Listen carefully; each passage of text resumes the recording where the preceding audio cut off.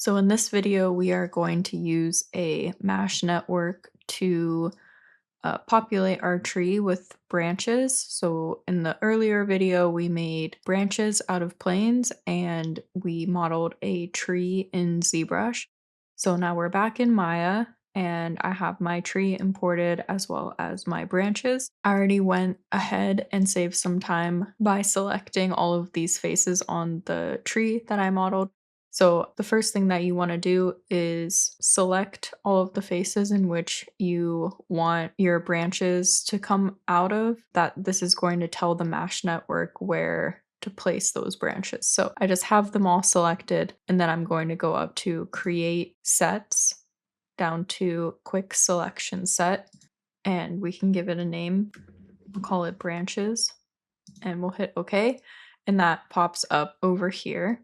So then we want to take our plane. I'm going to isolate this just so we can see it. Let's use this one. So I have this branch here and we want to put this on our tree. So while I'm selected on that branch, I'm going to go up to the animation tab so we can access the mesh window. I'm going to click on mesh and we're going to click on create mesh network. And you're going to see it duplicated my branches a bunch of time. If I go over to the attribute editor, I can see my mesh network. It also appears over here in the outliner. And we want to go over to the mesh one distribute tab. I'm going to change the distribution type from linear to mesh. And we're going to go over to our outliner and I'm going to grab my tree. So I'm going to middle mouse button click on that and drag it into this input mesh. And when I click on that, it's going to automatically populate my tree with those branches. We can up the number of points here. So I can type in like 1,000 and they're just going to appear everywhere on my tree. Let's bring that back down a bit.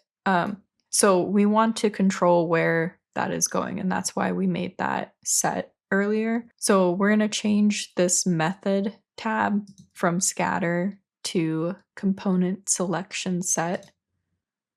And we're just going to middle mouse button click on our branches set and drag it into selection set. And then it's just going to populate up here where those faces were.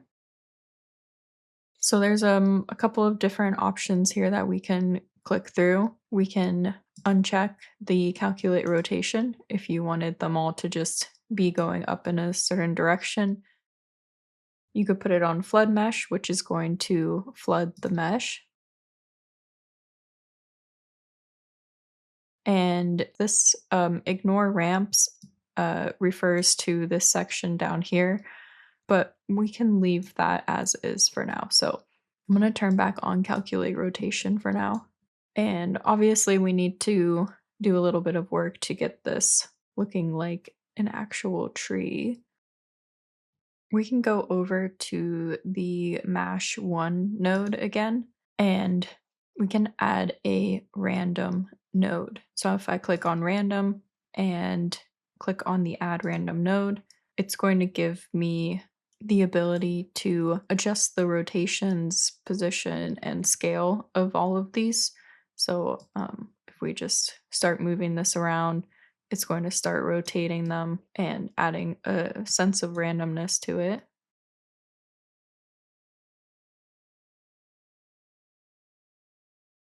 You can adjust the strength of the randomness. So let's add a second mesh with the other plane that I have here. So this one's more of just a branch with no stem to it. So let's create another mesh network. So I'm going to click on this one, go back up to mesh and click on create mesh network. I'll get a second mesh node in the outliner and let's turn this off from isolating, and in the mesh 2 distribute, we can change this from linear to mesh Let's add the tree into input mesh. Let's see, why is this off the tree here? Oh, it's off the tree because I did not freeze my transformations. So let me just undo and we'll freeze transformations first. And then we'll go back to mesh, create mesh network. Let's turn off isolating. And now if we change the distribution type from linear to mesh and we add in the tree, so middle mouse button click, drag, it's going to come off the tree now. And let's add in our selection set. And it did automatically change my method to component selection set. So I'm gonna go back up to my mesh one again, and let's just turn this down so we can see what's going on with my other one. So mesh two, it's interesting that it only is on this small point. Let's go up to 1,000 again. And looking at this, this does look a bit better without the long stem. So I might choose to go with something more like this with minimal ones with the extra branch on the end. So let's add another random node and get some random rotation in here. We could also add a Orient node. So if I decide, I really need them to all face a specific direction, you can add an orientation node and change the individual orientations here. So I'm going to flip this, change my up vector.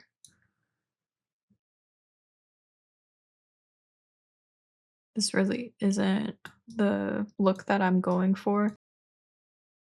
But a reason why you might want to use it is if you had something like a base mesh on for your tree that you want the network to go over. So this is sort of like planning where it would go. So if I go back to my mesh network again, we can go to the distribute tab and let's just throw this one on. So middle mouse button click, and I did already make a selection set for this. So I'm going to just go onto that.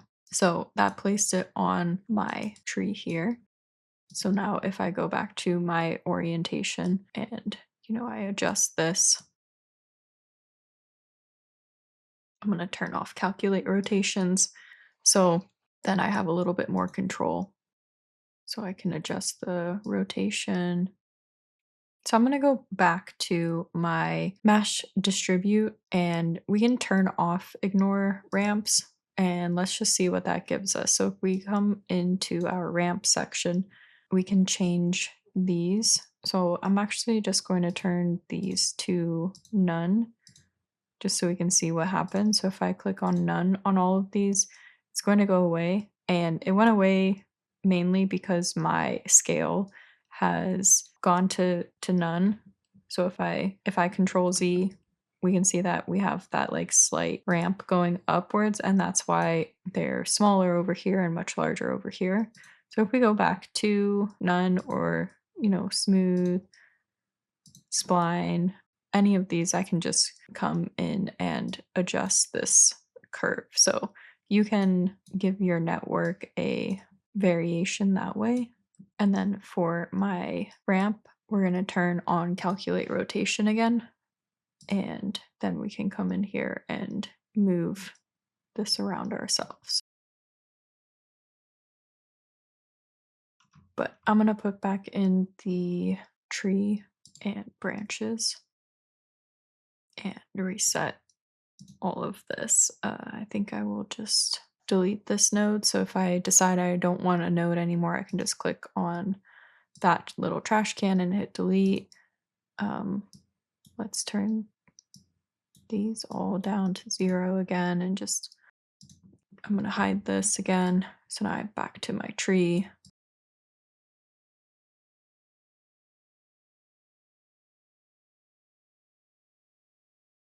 So this is why I said it was important to have pretty low topology for these leaves, because all of these are going to add up really quickly.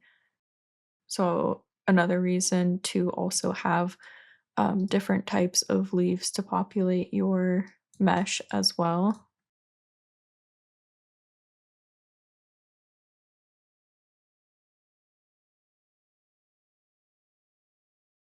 So when I'm happy with this and I'm ready to move on, I want to select my reproduction mesh, and I can see in the input tab that the mesh network is still affecting them.